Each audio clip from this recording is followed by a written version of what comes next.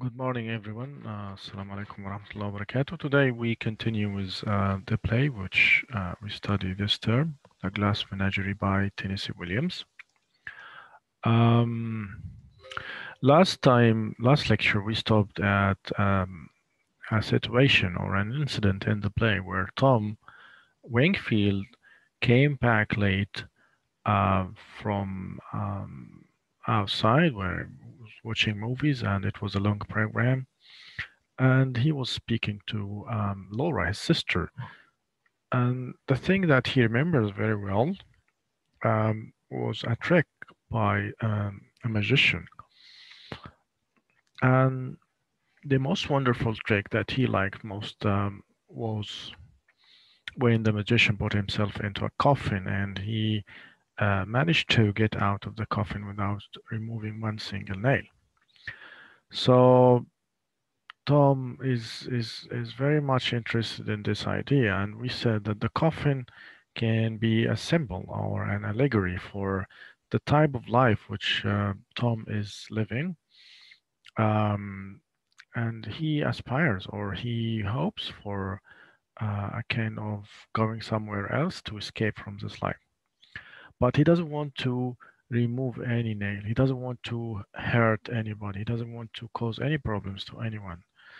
We know that his sister Laura is still a burden. And in the next section of the text, we're going to see Tom and his mother talking again, and his mother trying to have a deal with him. So let's continue with the text. Um, so now we have a new scene where Tom, it's in the morning, and Tom is sitting up slowly. I'll rise, but I won't shine. And the light increases. So Amanda is calling Laura, tell your brother his coffee is ready. She's asking Laura to tell her brother to get up because his coffee is ready so that he can go to work after that. And Laura slips into the front room. Laura is calling upon Tom here. Tom, it's nearly 7. Don't make mother nervous. So she's trying to calm things down. Laura, we know she is at the moment, she is a kind of the common element of interest between the mother and the son. So Laura is the center of, at the center of the play, and her mother cares about her, and at the same time, Tom cares about his sister. So don't make mother nervous. He stares at her stupidly, beseechingly.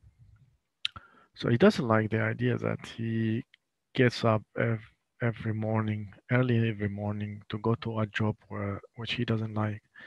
Tom, speak to mother this morning. So she wants him to make up for what he did, like because last time he insulted his mother, calling her a witch, and after that we haven't seen them talking together. Make up with her, like try to fix things with your mother. Apologize for what you did. Speak to her.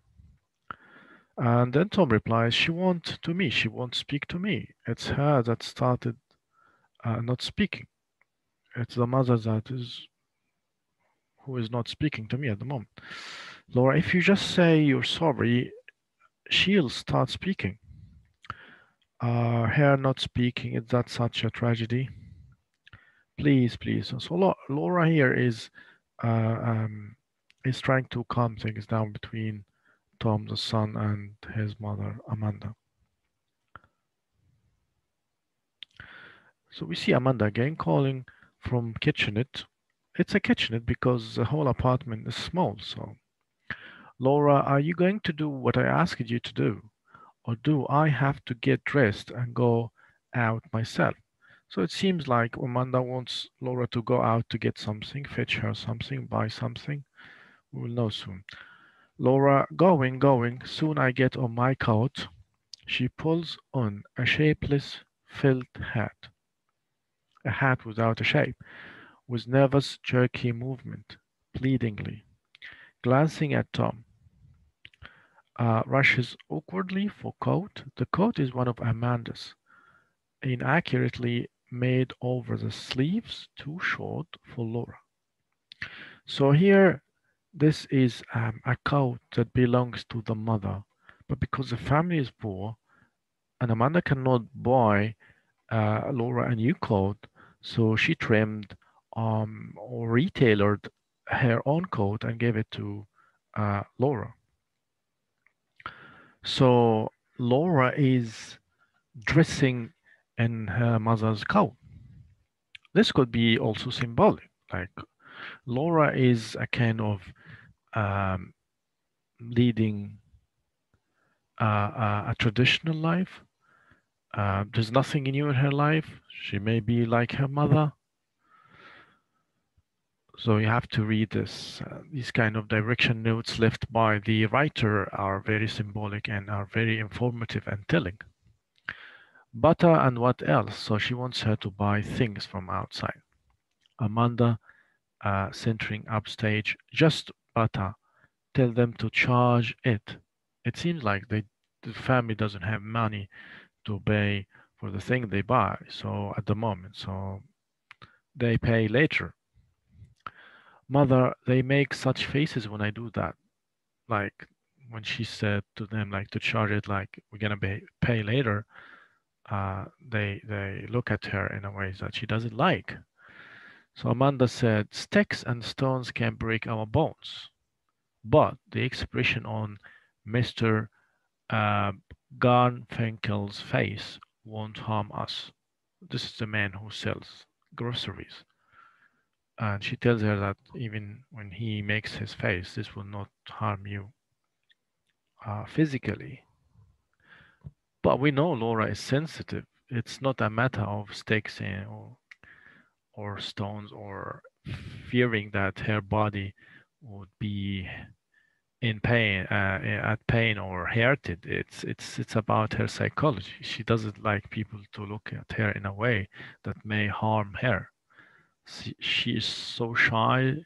She is so sensitive, unlike her mother. Who tell your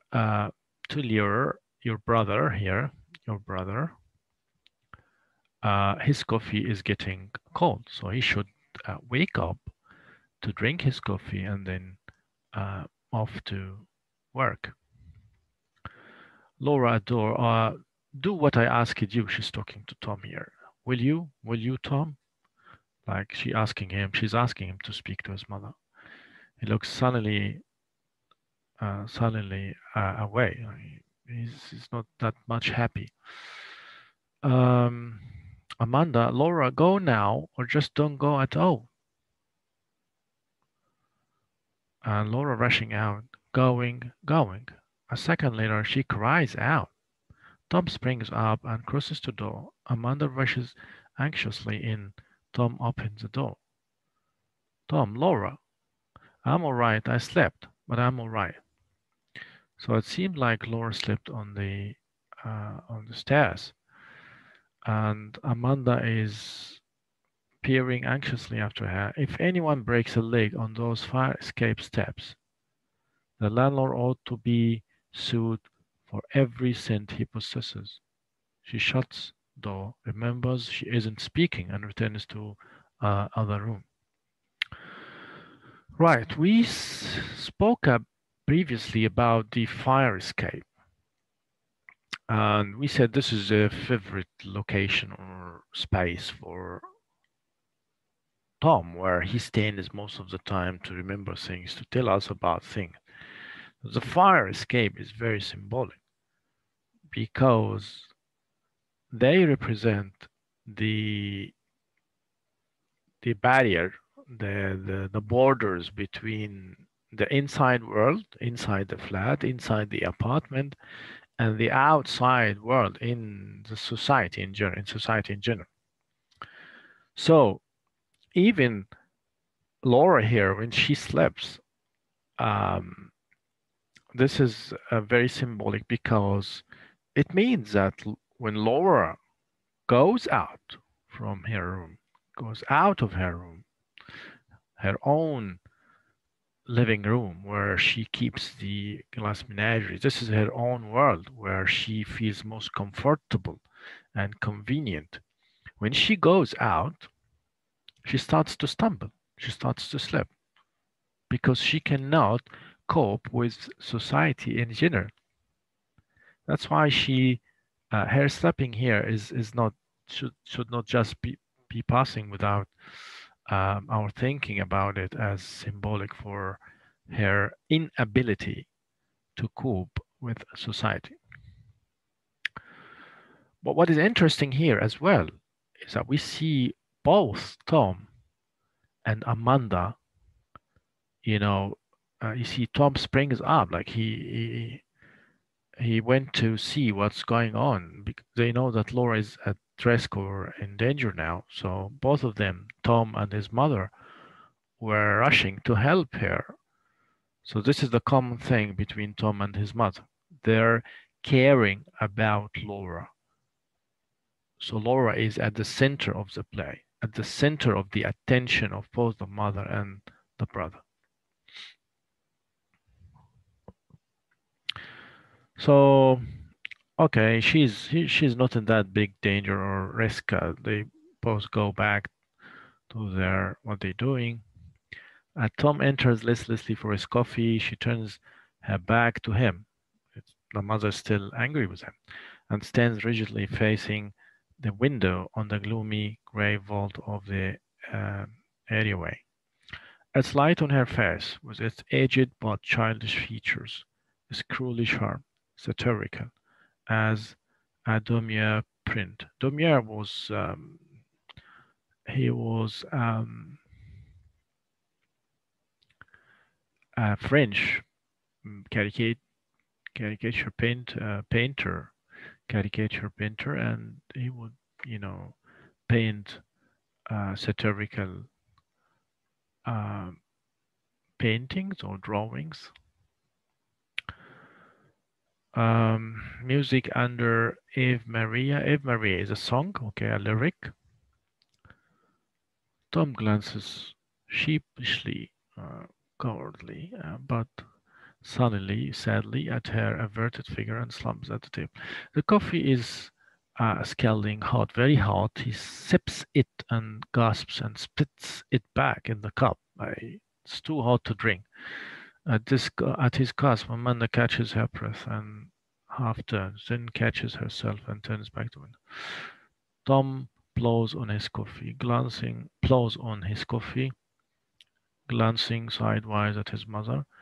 She clears her throat. Tom clears his throat as well. He starts to rise, sinks back down again, scratches his head, clears his throat again. So as we see that this minute description of the um, the body expression of the characters, what the gestures they do, because they're trying to speak to each other again, and it seems like an awkward moment, difficult situation. So it's like clearing their throats, and, not looking at each other. So at the end, Tom Horsley, بصوت أجش يعني Horsley, Mother, I apologize, Mother. So eventually, Tom is apologetic. He says, I'm sorry to his mother. Amanda draws a quick, shuddering breath. Her face works grotesquely. She breaks into childish tears. She cries now when he said that. I'm sorry for what I said. For everything that I said, I didn't mean it. Um, Amanda sobbingly, still crying. My devotion has made me a witch. This is a word which he used when he insulted her last time. You remember? And so I make myself hateful to my children. So this is something that she didn't expect. After all her devotion, after carrying the responsibility of bringing them up, when the father left, as we know, she um, she took the responsibility. She acted as a mother and a father at the same time. Tom, no, You don't. It's like you don't make yourself hateful to us. I worry so much. I don't sleep. It makes me nervous. Tom, I understand that. Gently. So now things are going back to normal between them. Amanda, I've had to put up a solitary battle all these years. Solitary means alone because she's a single mother, a lone mother. So she's fighting. So, like, look at this expression, a solitary battle. She is not living in life. She is fighting in life. She is struggling. And this shows the suffering and the sacrifice or the sacrifices the single mother is doing in this kind of life in America at that time. But you are my right hand power. It's like you have all the power now. I depend on you. Don't fall down.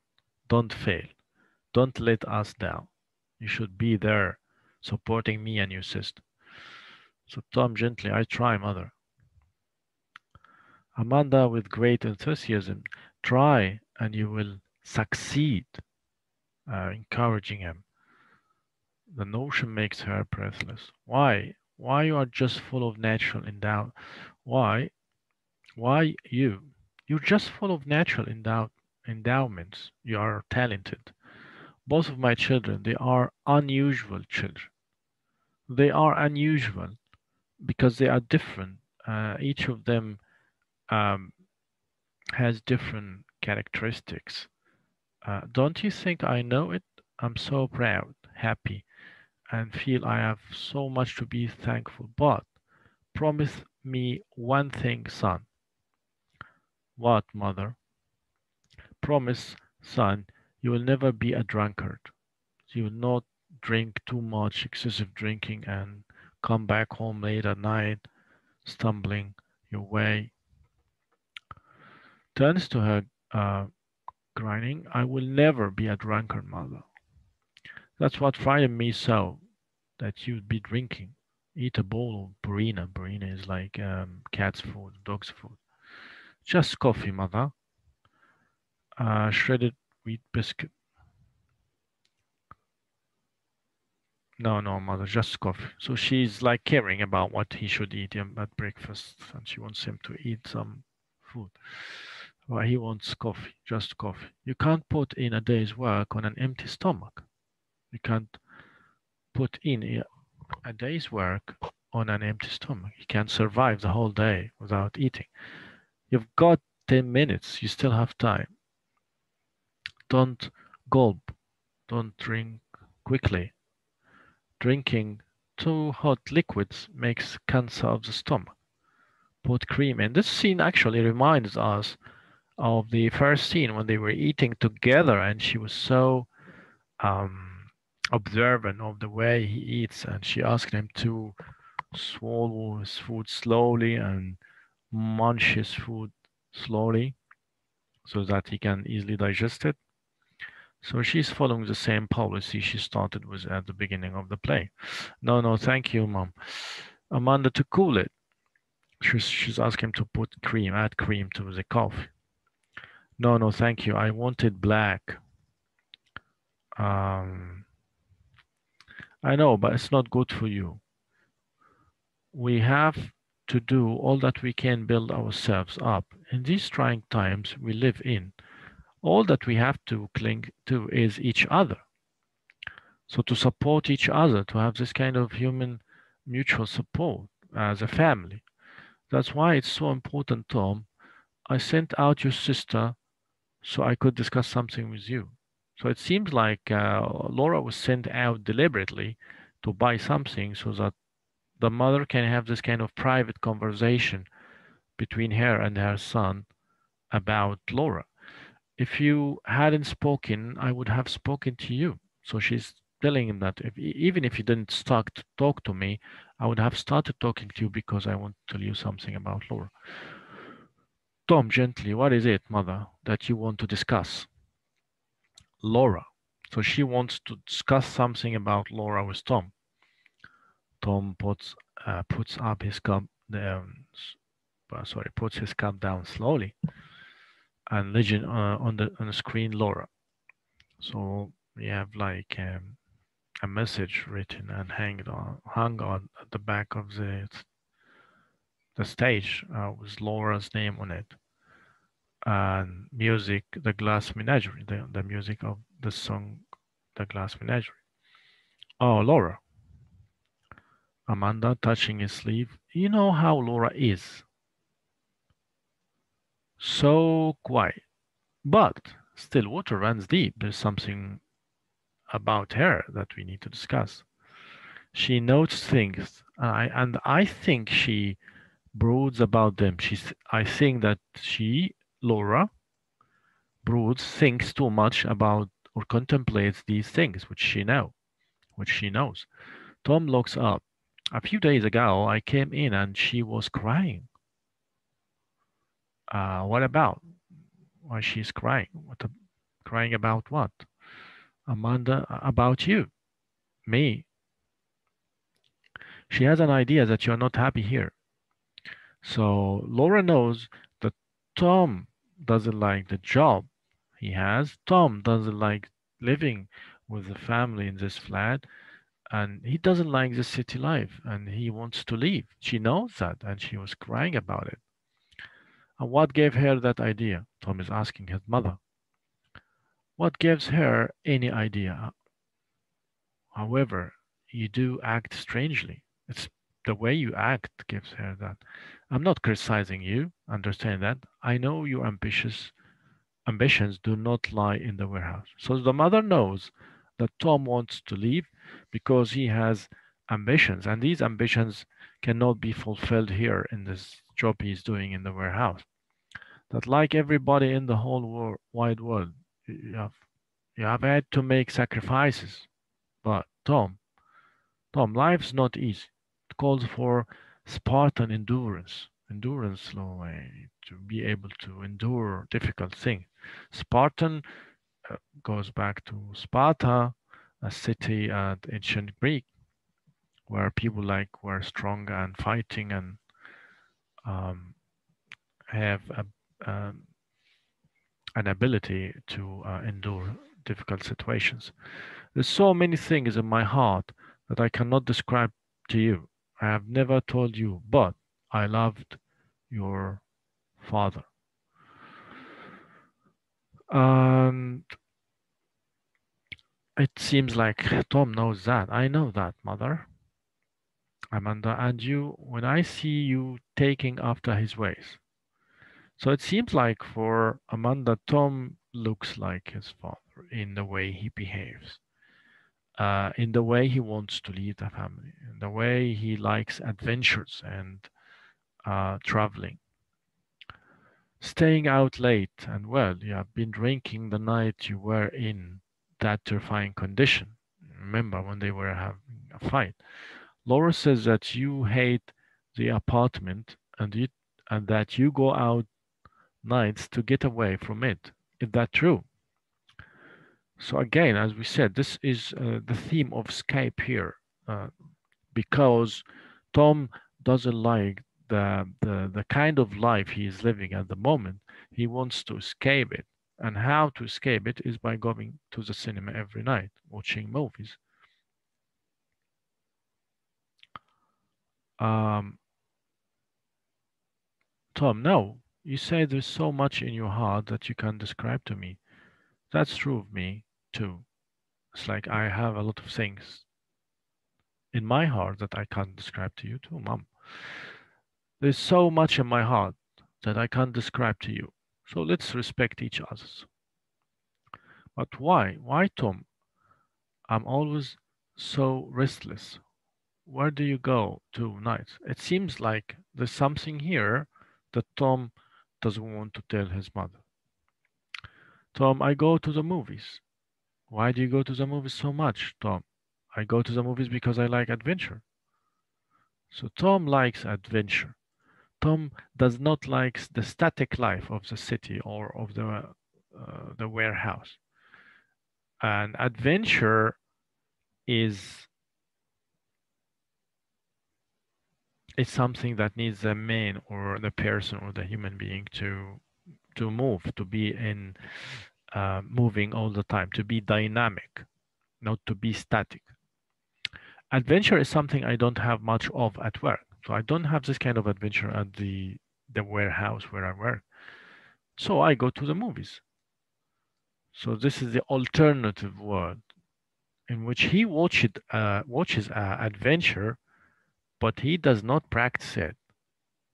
So gives him the movies give him an alternative world um, where he can see adventures, but he cannot, of course, um, practice it at the moment. But Tom, you go to the movies entirely too much. So Tom replies, I like a lot of adventure. Amanda looks baffled, then hurt, as the familiar inquisition resumes. It's like he goes to the movies too much. She wants to know why he goes to the movies too much. And the same answer. So she's still inquisitive, like she wants to know what is the real reason. He becomes hard and impatient again. And the more she asks him about why he goes to the movies, and he starts to become angry. Amanda slips back into her querulous attitude towards him. This is like she's fighting with him. Image on screen. Sailing vessel with Holy Roger. So this is what he wants to do. Sailing. He wants to be a sailor. He wants to be on a ship. Jolly Roger actually is a ship that was modeled on Santa Maria. Santa Maria was a ship that Christopher Columbus used to use when he discovered the America. So a kind of adventure, a kind of going to somewhere you don't know, discovering the world.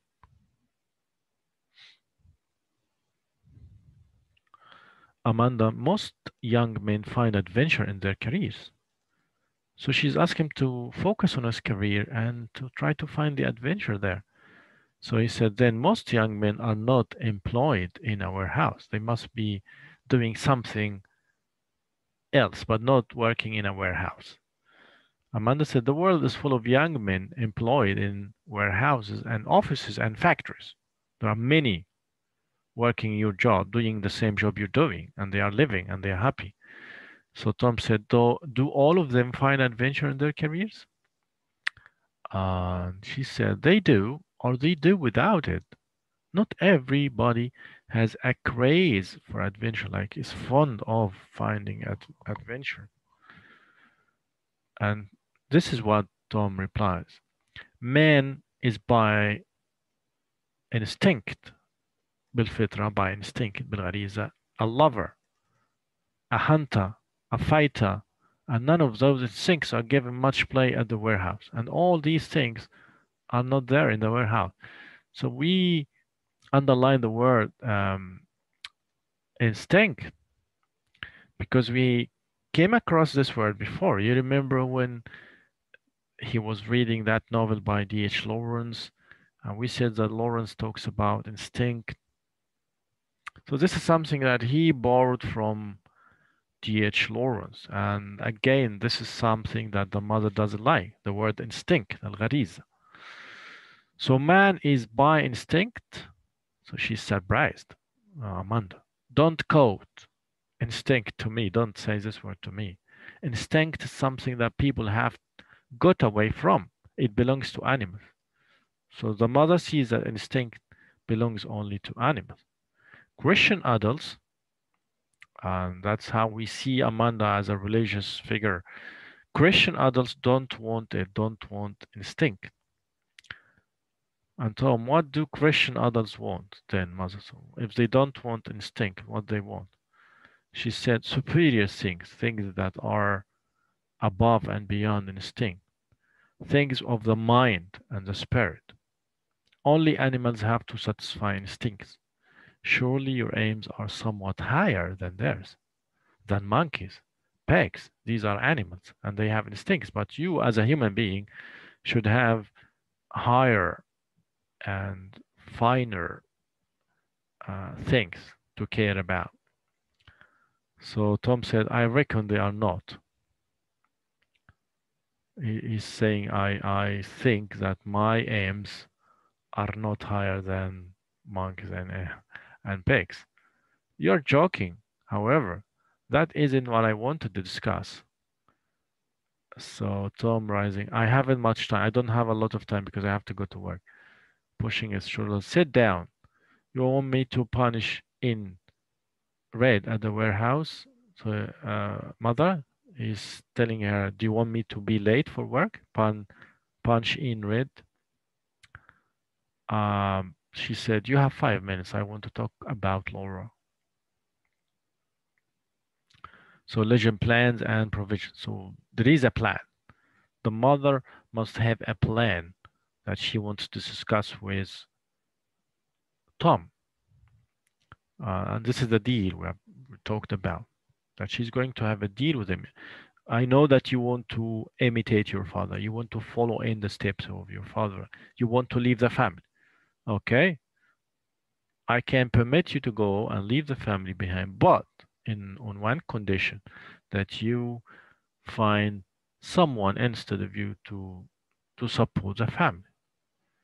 Uh, in other words, that you should find a gentleman called a would-be husband for your sister to take care of her, because your sister is dependent on you at the moment. If you leave now, who is going to take care of her? So Tom, all right, what about Laura? Amanda, we have to be making some plans and provisions for her. She is older than you, 2 years older than you, and nothing has happened. She's the same. She does not change. She just drifts along doing nothing. She is a failure in everything, in education, in jobs. It frightens me terribly how she just drifts along. I mean, she's not moving forward. She does not progress. Tom, I guess she is the type that people call home girls. So he thinks that Laura is a home girl type, like a traditional maid or housewife that would stay at home, cook for her husband, tidy do the housework. So Amanda said, there's no such time. And if there is, it's a pity. That's unless the home is hers. Yeah, okay. If she is a home girl, where is the home for her? With a husband. She needs a husband to be a home girl. Without that, it's a pity. What? Oh, I can see the handwriting on the wall as plain as I see the nose in front of my face. It's terrifying. More and more, you remind me of your father. So Amanda knows well for sure that Tom will leave the family. He was out all hours without explanation. He went out for long hours without saying what he's doing outside, then left. Goodbye at the end. And me with the bag to hold. And he left the responsibility to me. I saw that letter you got from the merchant Marvin. This is a company that uh, Tom is communicating with because he wants to join them and leave the family. I know what you are dreaming of. I'm not standing here blindfolded. It's like I know things about you, which he didn't tell me, but I know them. Very well then. Then do it. Okay, go. If you want to go, go. But not till there is somebody to take your place. So we need somebody to take um your place. Okay.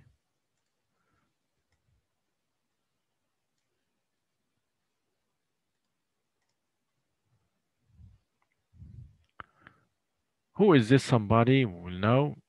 And why he should take his place, because Laura needs support.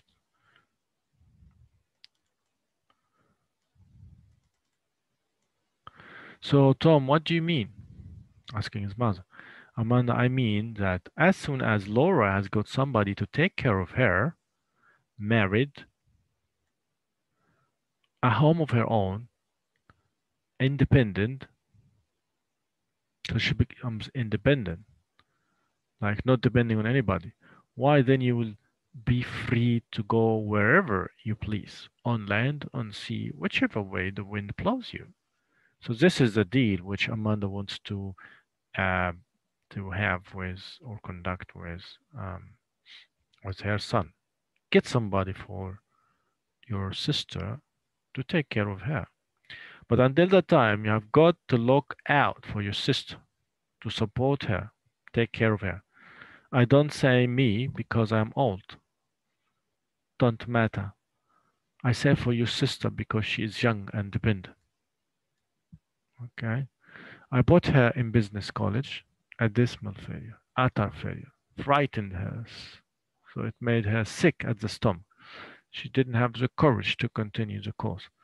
I took her over to the Young People's League at the church, another fiasco. Fiasco means failure as well. So every opportunity the mother opens for Laura, Laura lets her down. Laura is not a success at all. She spoke to nobody. So Laura is not communicative. She cannot cope with society. Nobody spoke to her. Now all she does is fool with those pieces of glass. This is her world, okay? And play those worn out records, the music left by her father, the only link between her and her father. What kind of a life is that for a girl to lead? Okay, so Tom, what can I do for about it? So Amanda, overcome selfishness. Self is all that you ever think about. So you are just thinking about yourself and forgetting about your sister. Tom springs up and crosses to got his coat. It's ugly and bulky. He pulls on a cap with earmuffs. Where's your muffler? Put your wool muffler on. He snatches it angrily from the clothes, tosses and okay. Tom, I haven't said what I had in mind to ask you. So she wants still to ask him something. I'm too late, mother. Amanda, down at the warehouse. Aren't there some nice young men? Now she's asking him um to find somebody for Laura. No, Tom replies. Amanda, there must be some. Tom, mother, gesture.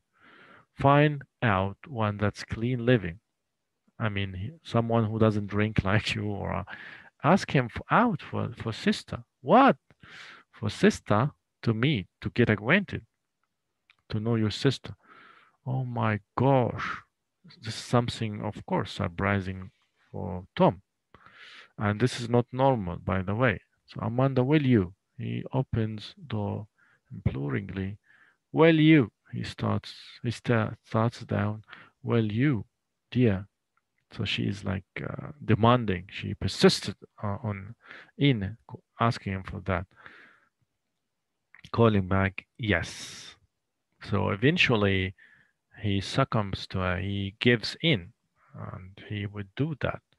And the gentleman caller, as you know, if you read the text to the end, would be Jim O'Connor, the fourth character in this play, whom we'll talk about, inshallah, in the next lecture. Thank you very much. And if you have any question, you can send it on the group on WhatsApp or send me an email or WhatsApp me privately. Thank you for your attention and for listening to the lecture.